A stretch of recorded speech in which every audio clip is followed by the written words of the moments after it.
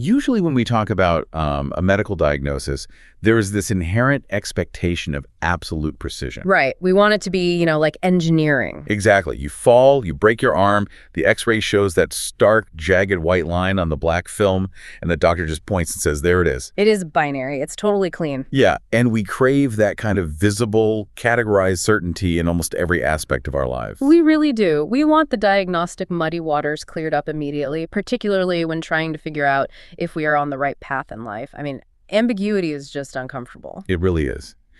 So welcome, all brothers and sisters in Christ, to Soulful Scriptures Every Day. We are two faithful Christian podcasters, and today we're using this space to really lean into the heart of our shared faith by looking at a piece of journalism that, well, it shatters that desire for a clean x-ray. It definitely does. We are exploring a staggering article by Convent titled Faith Beyond the Convent, Rebuilding Life After the Veil. And the mission of our deep dive today is to explore the hidden, often deeply painful journeys of women in Vietnam who leave religious life. Right. We are looking at how their struggles and their perceived quote-unquote failures in the eyes of their parishes actually reveal some of the most critical truths about grace. Yeah, about what a calling actually is and about the very nature of our church communities. Joachim Pham has done something truly vital here. While the context is specifically the Catholic community within the cultural tapestry of Vietnam, the theological and human questions these women face are entirely universal to the Christian walk. For sure.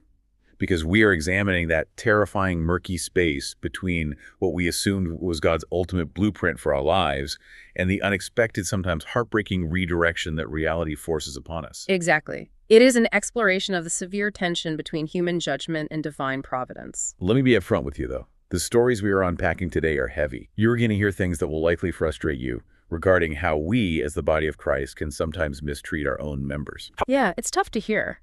But the overarching narrative is inspiring because it shows how grace slips through the cracks of our rigid, human-made expectations. Right. And to grasp the gravity of these stories, we have to mentally step out of our own context and understand the specific cultural landscape of Vietnam. That's essential. Leaving a convent there carries an immense, almost crushing weight that goes far beyond just a simple change of career path. Totally. So what exactly is the cultural bedrock there? Well, to understand the stakes, we must examine the intersection of Catholic devotion and Vietnamese culture. In Vietnam, religious life like becoming a priest, a nun, or a brother is revered to a degree that might be difficult for an outsider to fully comprehend. Oh, wow. Yeah, it is deeply intertwined with the ancient foundational concept of filial piety. Okay, let's unpack this. Because in Western contexts, we generally view a vocation as a highly individualistic pursuit. Right, it's very much an individual calling. It is between the individual believer and God. Like if someone goes to seminary or enters a novitiate, the family might be thrilled, but if they discern out 2 years later, the reaction is usually, well, God has another path for them. Yeah, exactly. The identity of the family isn't shattered by it. But the cultural dynamics in Vietnam operate on an entirely different frequency. What's fascinating here is how the cultural expectations of filial piety, that inescapable duty and respect owed to parents and ancestors, were essentially baptized and absorbed into Catholic practice over centuries. So it's like a fusion of those two deep traditions. Precisely. In this context, a vocation is viewed as a triumph for the entire family line. It is the highest possible honor. Wow, the whole family line. Yes. The family of a religious sister or a priest is afforded immense tangible respect within the parish and the broader social structure. So when a woman enters the convent, she carries the social standing and the communal joy of her entire lineage right on her shoulders. She really does. It's like she is the designated spiritual representative for her family tree. That is an incredibly accurate way to look at it. The parish looks at her parents differently. They are given a place of honor. Right. So when we understand that entering the convent elevates the entire family, we can begin to grasp the sheer catastrophic social impact of leaving. Oh, man. I can only imagine. If a woman departs, regardless of the reason, it is not perceived as a personal pivot or a private struggle with discernment. It is perceived as a devastating communal failure. I am trying to find a parallel to make this visceral for you listening. Imagine achieving the absolute pinnacle of success in a multi-generational tight-knit family business. Okay, yeah, that's a good comparison. Your parents have sacrificed everything, the whole town respects your family because of this enterprise, and you finally take over as CEO. Then one Tuesday, you just walk away. The shock, the disappointment, the gossip would be intense. Right. But here, the stakes are magnified infinitely because the business is the divine will. The community assumes you are walking away from God. The analogy holds, but we have to push it even further. In a family business, the community questions your business acumen or your loyalty to your father. Yeah. When you leave a religious vocation in this cultural matrix, people question your spiritual integrity. They actually question your state of grace. That is terrifying, to have your literal soul judged by your neighbors. It is. Fan's article points out that women who depart face severe emotional pain, social stigma, and economic uncertainty. Just a complete loss of stability. Exactly. They are abruptly pushed to the margins of their church communities.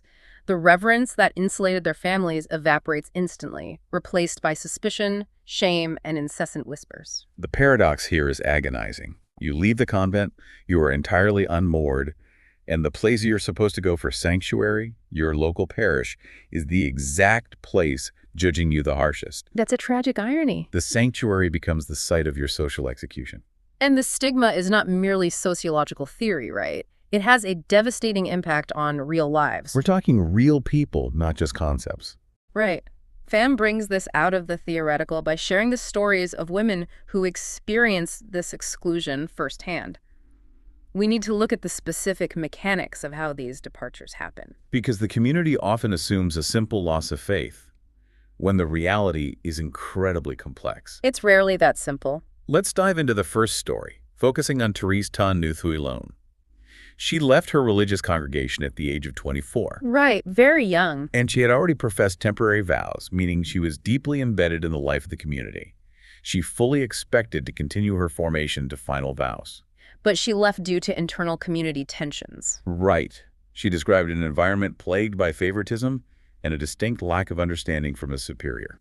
Yeah, eventually the situation became so untenable that she felt leaving was her absolute only option for survival. I want to play devil's advocate for a moment here, just to explore this, because we have a long tradition in our faith of enduring hardship for the sake of spiritual discipline. We certainly do. Like we read about the Desert Fathers, or figures like St. John of the Cross, who endured horrific treatment from their own superiors. Right, there is a theological argument to be made for honoring a commitment and offering up that suffering. Exactly. So where is the line between a genuinely toxic environment that requires departure and the normal abrasive friction of living in a community of sinners that we are called to endure? That is the exact tension spiritual directors wrestle with every day. The line is often drawn between spiritual discipline that breaks the ego and spiritual abuse that breaks the person. Oh, that's a profound distinction. Breaks the ego versus breaks the person. Enduring hardship can be sanctifying, but when an environment fosters chronic favoritism or psychological manipulation,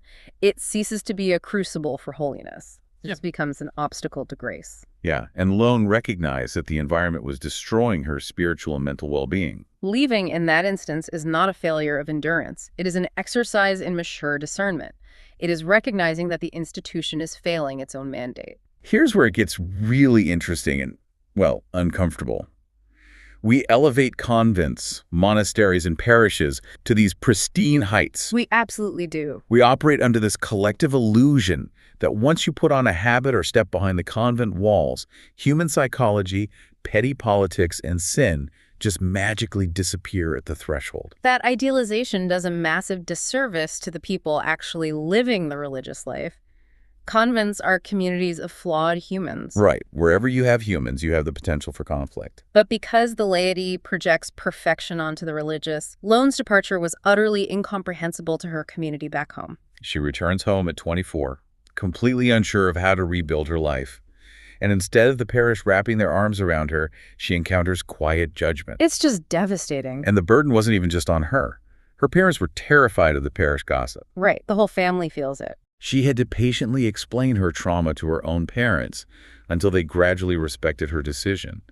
The fact that she had to justify her emotional survival to her own family out of fear of what the neighbors would say, that highlights the crushing weight of that cultural dynamic. Today, Lone is 37 years old. She works at a bank in Thuy. She is married. She has 2 children. Okay, so she has a family of her own now. Yes. By all secular metrics, she has rebuilt a very stable life, yet the scars of that exit remain. Really? Even now? She admits she is still viewed by some as someone who failed in religious life, receiving visibly less respect in the community. She is essentially carrying an invisible scarlet letter. The ripple effect of that ongoing stigma is what really worries me. Hmm. Lone actually stated that because of her experience, she does not plan to encourage her own children to pursue religious life. That's a huge consequence for the church. The local church, through its judgment, has effectively alienated a faithful Catholic mother to the point where she will actively discourage the very vocations the church desperately needs. And it gets worse. Lone noted that out of her formation class of 48 women, 7 later left and faced these exact same struggles. Wait, 7 out of 48, that is nearly 15% of our class experiencing profound isolation. The institutional loss is staggering. And while Lone's departure was the result of an internal realization, the article presents another story where the departure was a sudden, external, forced exit. Oh, this one is tough. The story of Maria Cecilia and Yanyan T. Lin San provides a different lens on community rejection. Lin San was 26 years old, fully committed, and preparing to enter the novitiate of the Lovers of the Holy Cross. And she was asked to leave the community, not because she lost her faith, not because she broke a rule. Right, she was dismissed because her mother became involved in financial scandals and fled their hometown. The institution dismissed her due to the actions of a family member. It's just unbelievable. It is a stunningly harsh reality that forces us to examine the sociology of religious institutions. They prioritize the reputational purity of the congregation over the vocation of the individual. It is the literal manifestation of punishing the child for the sins of the parent. Exactly. You are dedicating your life to Christ, preparing to take vows of poverty, chastity, and obedience, and the institution essentially says your proximity to scandal makes you a liability to our brand. Yeah, it feels like a corporate PR move rather than a pastoral decision. It really does. It exposes the vulnerability of religious institutions to societal optics. Joachim Pham captures a moment in Lin San's story that perfectly distills this tragedy. She is suddenly outside the convent gates at 26 years old. Just literally standing out there. Yes. She said, "I walked back and forth outside the entrance several times to look at the convent one last time. I greeted people I knew, but no one answered." They gave her the silent treatment at the gates. This makes my blood boil. It's incredibly painful to read. These are sisters dedicating their lives to a gospel that preaches radical forgiveness, unconditional love, and leaving the 99 to find the one lost sheep. And Yet when Lin San is standing right there, marginalized through no fault of her own, she is met with stony silence. it feels like a modern iteration of the scapegoat ritual in Leviticus. The community is literally casting out the perceived contamination to preserve its own purity. The scapegoat analogy is highly relevant here. It illustrates the severe harshness of conditional community support. When you fit the mold, when your family background elevates the community status, you are fully embraced. Right. The moment your background brings potential complication, that embrace is violently withdrawn. The irony is agonizing. Women seeking a life built entirely on charity are met with an absolute void of charity upon their exit. I look at it as a form of spiritual excommunication. Yes, you haven't broken any canon law, you haven't renounced the creed, you haven't done anything to warrant formal discipline, but socially, communally, you are exiled. You are treated as a ghost. Back home, rumors spread about Lin San. She had no professional skills because she had dedicated her formative years to preparing for religious life. She had to rely on relatives and eventually learn to make rattan furniture just to survive. Her resilience in rebuilding is remarkable, though. 5 years after being forced out, she married the vocational teacher who taught her to make that furniture. But he was not Catholic. Unsurprisingly, the community's judgment surfaced again. Of course it did. Parishioners criticized the marriage and actively avoided her, but she simply continued to live her faith authentically in her daily life. And what happened? Eventually, her husband became Catholic and now serves in parish leadership. Today, she earns a living selling clothing at a local market. Look at the sheer stubbornness of grace in that story. The parish shuns her, the convent kicks her out, the neighbors criticize her marriage. She doesn't write a theological treatise or launch a campaign against the church. No. She just quietly lives the gospel in her home, leads her husband to Christ, and now he is leading in the very parish that judged her. It is a brilliant testament to the resilience of a true calling.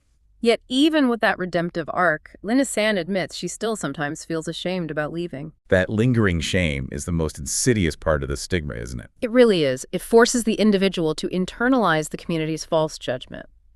It raises an essential question: how does a believer survive that initial crushing weight of isolation without entirely losing their faith in God? Right, because if I were Lin San, walking back and forth at that gate, being ignored by the people I thought were my spiritual family, I'm not sure my faith would survive the afternoon. I think a lot of people would feel that way. But God tends to send unexpected reinforcements. In Lone's case, that reinforcement was a woman named Maria Madeleine du Tinakok. Ngak's story is a masterclass in the long arc of providence. Her background provides a broader historical context that is absolutely crucial for understanding the landscape of religious life in Vietnam. So Ngak is now 66 years old.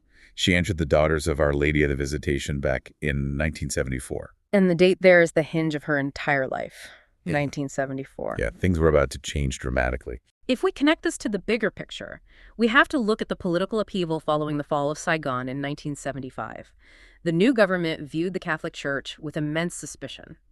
They often saw it as a vestige of colonial influence or Western alignment. Precisely.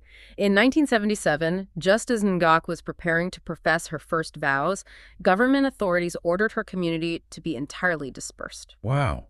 Unlike Lone, who left due to internal conflict, or Lin San, who was pushed out due to a family scandal, Ngak's vocation was directly severed by the state. She and 34 other novices were simply sent back to their families. It was a time of immense fear.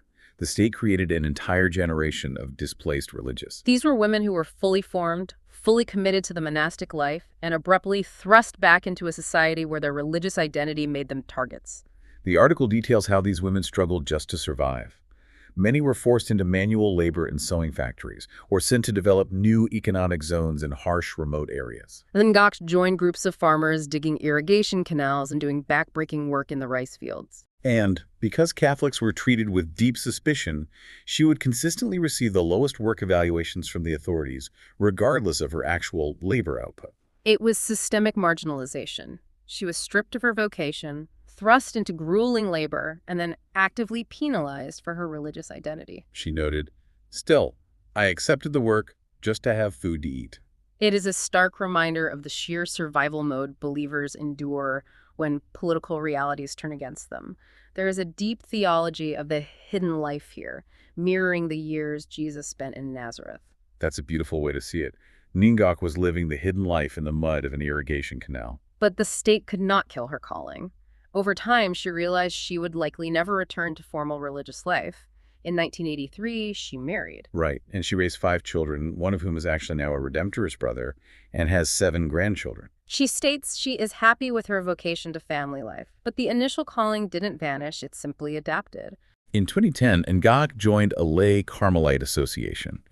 This allowed her to live out the Carmelite spirituality while remaining firmly planted in the secular world. She visits the sick, the elderly, and participates in a vocation support group run by the local Discalced Carmelites. You know, Ngak is like a mighty oak tree that was chopped down by the government in 1977. To the naked eye, the tree is dead, the stump is rotting. But the roots kept spreading underground. Exactly. Unseen, quietly gathering strength. Decades later, those roots push up and grow an entire forest. Through her network, Ngak has helped secure scholarships for about 60 students considering religious life. And 19 of them have actually entered 7 different congregations. It's just wild. The woman exiled by the state has facilitated the entry of 19 other people into the convent. It is a stunning reversal. Yeah. However, her most critical work might be with those who find themselves in the exact position she was in decades ago. She deliberately seeks out and accompanies people who leave religious life and struggle to reintegrate. She has helped 4 former sisters and 2 former brothers learn vocational skills and find their footing. Lone, the young woman who left due to a toxic environment we talked about earlier, she was mentored by an Ngak. Lone remembers Moaget listening patiently to her struggles. Ngak understood the sting of the whispered gossip. She understood the feeling of being viewed as a failure by the parish. And Ngak didn't offer empty theological platitudes. She gave highly practical advice. Like what? She suggested lone volunteer with disaster relief groups and study accounting. She provided a tangible pathway back to dignity. That is just incredible. And Gok articulates the cultural dynamic very clearly. She notes that while priests and religious are highly respected, the moment someone leaves, they are looked down upon. She observes former sisters withdrawing from parish life entirely out of pure shame. She even mentions that some are cruelly teased by neighbors who sarcastically greet them as sister. Oh, that's terrible. The isolation is so intense that some move away to entirely new cities. But Knox steps into that intense isolation and becomes the safety net she herself lacked in 1977. She is the ultimate bridge builder. Her foundational realization completely shatters the idea that God only works inside the walls of a sanctuary. She says, wherever we are, we can still serve God and bear spiritual fruit. It sounds simple, but knowing the crucible of suffering that forged that belief gives it immense weight. It is a vital theological realization, and it provides the perfect lens to examine the story of Lucia Fanti Hoa. Because if Ngak found a way to serve God after political forces closed the door, Hoa found herself making an agonizing choice between the closed world of the cloister and the desperate need of her own family in the secular world. Hoa's story directly challenges our traditional metrics of what it means to serve God. She had professed temporary vows with the Sisters of St. Paul of Chartres. She was 25 years old. In 2011, she made a decision that altered her entire trajectory. She returned home to care for an orphan nephew. The circumstances were really dire. Her elderly parents were unable to raise the child, and the child adamantly refused to live in an orphanage. Hoa faced an incredibly stark dilemma. Does she remain in the convent, fulfilling her vows and maintaining the social honor of her vocation? Or does she leave everything behind to become a mother to an orphan boy who has no one else? It's an impossible choice. I'm going to push back on this from a strict theological perspective, just to explore the tension. A vow is made to God, not just to the Sisters of St. Paul of Chartres. That's a fair point to raise. When you make a vow, you are binding yourself to a specific path of obedience. From a traditionalist viewpoint, leaving the convent, even for a noble reason, is breaking a sacred contract. Yes, that is how some would see it. How do we square that with the biblical mandate to care for the orphan? Did she break a vow to God, or did God release her from the vow to serve this child? This touches on the hierarchy of moral duties in Catholic theology. While a vow is sacred, theologians like Thomas Aquinas argue that the ultimate law is charity love of God and neighbor. The ultimate law is charity. The disciplinary elements of religious life, including temporary vows, are mechanisms to foster charity. If adhering to the mechanism prevents a radical, necessary act of charity like saving an orphaned relative from destitution, the higher law of charity must take precedence. So she was not abandoning God. She was responding to a more urgent, immediate demand of the gospel. Exactly. It is the literal embodiment of the mandate to look after orphans and widows in their distress. She chose the child. She holds a university degree in literature education, so she found work teaching at a local secondary school while raising her nephew. To any objective observer, this is an act of heroic, sacrificial love. This raises an important question regarding how our communities interpret sacrifice, Because despite the objective beauty of her choice, society viewed Ho's departure as a betrayal. The article states her decision was met with harsh criticism. Neighbors accused her of faking her vocation. They claimed she just left the convent to get married, deliberately ignoring the reality of the traumatized orphan child she was actively raising. It's just willful ignorance. So what does this all mean? The blindness of the community is staggering. They could only see the broken vow to the institution. They were entirely blind to the fulfillment of the ultimate Christian command. They called her a fraud. And worse, sisters from her former community gradually distanced themselves from her. She said, "I lived in loneliness and despair for years." It makes you wonder how much unseen spiritual labor is happening all around us, performed by people we've arrogantly written off as failures. The community operated on a rigidly legalistic framework, but Providence intervened again. In 2013, the late Father Peter Phan Xuan Than invited her to join a small secular institute called the Auxiliaries of Hope. This group is fascinating. It currently has 32 members working in entirely secular professions: teaching, tutoring, accounting, music. But they support one another through prayer, retreats, and shared ministry. It is a formalized version of the community Gok found. For Hoa, it was a lifeline. She said, "I rediscovered my vocation while caring for my parents and nephew and praying with the group." She teaches at her school, bringing compassion to her students. She teaches catechism in her parish, incredibly, still encouraging young people to consider religious vocations despite the judgment she endured. She looked back on her journey and concluded, I believe God preserved my vocation in another form. That brings us to a massive question. We have seen the devastation caused by local parishes and neighbors.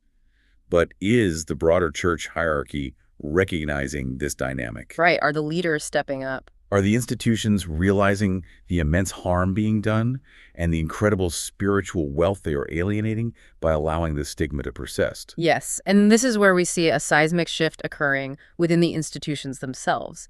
Spiritual directors and religious leaders in Vietnam are overhauling their theological framework regarding these departures. They are moving away from the language of failure or abandonment. Instead, they are utilizing a vital new concept. It's called a second discernment. A second discernment. That phrase completely reframes the narrative. But how did this institutional shift actually happen? It's a great question because institutions are historically very slow to change. Right. Are leaders changing their theology because they are losing members and need to stop the bleeding? Or is this a genuine theological awakening? It appears to be driven by the undeniable pastoral reality on the ground. Spiritual directors are dealing with the psychological wreckage of the old framework. When you see faithful women like Lone, Linsan, and Hoa producing incredible spiritual fruit outside the convent while simultaneously suffering deep depression from communal shaming, the pastoral leadership has to reevaluate its metrics. The second discernment framework destroys the rigid binary of success equals staying, failure equals leaving. It acknowledges that God's plan is dynamic. It validates the struggle. It essentially says your time in the convent wasn't a waste, and your time outside of it isn't a punishment. You're simply entering the next chapter of discernment. Furthermore, this ideological shift is being paired with practical institutional support. The article highlights Sister Maria Madeleine Letibich from the Lovers of the Holy Cross. She openly acknowledges the reality that women who leave experience severe disappointment, isolation, and emotional crisis. She actually sees the psychological wounds. Yeah. She recognizes that the shame makes them reluctant to reconnect with the community. She states they need time to heal, overcome feelings of shame, and regain strength to rebuild their lives. To hear a leader within the institution explicitly acknowledge the psychological toll is a massive step. It operates as a form of communal repentance. The church is stepping up to bind the wounds of those it previously marginalized. Sister Bitch's congregation currently accompanies about 110 former members. They meet every 2 months. And they aren't just sitting around mourning the past. They are actively engaging in the present.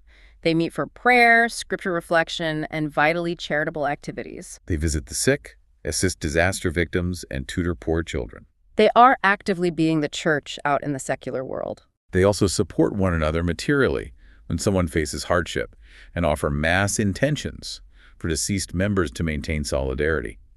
It is a thriving community of women who were once told they no longer belonged. For Ngoc, the woman forced out in 1977, supporting these former sisters has become her life's calling.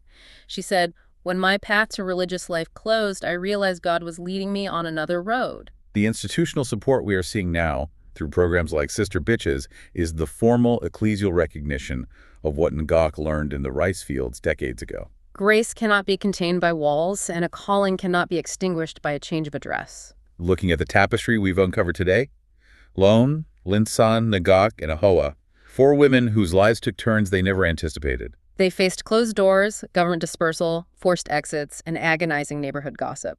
Every single one of them proves that the calling to serve Christ cannot be snuffed out by human failure or cultural stigma. God's grace operates stubbornly outside the margins we try to draw around it. It forces a complete reevaluation of our metrics for spiritual success. The church is enriched by the cloistered nun, undoubtedly. But it is equally enriched by the bank teller who counsels the grieving, the market vendor who lives out quiet faith, the grandmother who secures scholarships for the next generation, and the aunt who sacrifices her reputation to raise an orphan child. The kingdom of God is vastly larger than our categories. Before we wrap up this deep dive, I want to leave you, our listener, with a final thought to mull over. We've spent this time examining the lives of women who lost the veil. But if God so powerfully uses these supposedly failed religious sisters in the secular world, in markets, in banks, in public schools, raising families, perhaps the veil is not a piece of clothing at all. What if the most impactful religious revival our world needs happens not inside the safety of the sanctuary, but out in the messy, loud, secular world, led by the very people who are deemed unfit for the cloister? Perhaps the veil is entirely a state of the heart. Think about that as you go about your week. Thank you for joining us on this deep dive. Keep seeking God's unique, unexpected, and beautiful calling in your own everyday life. Until next time.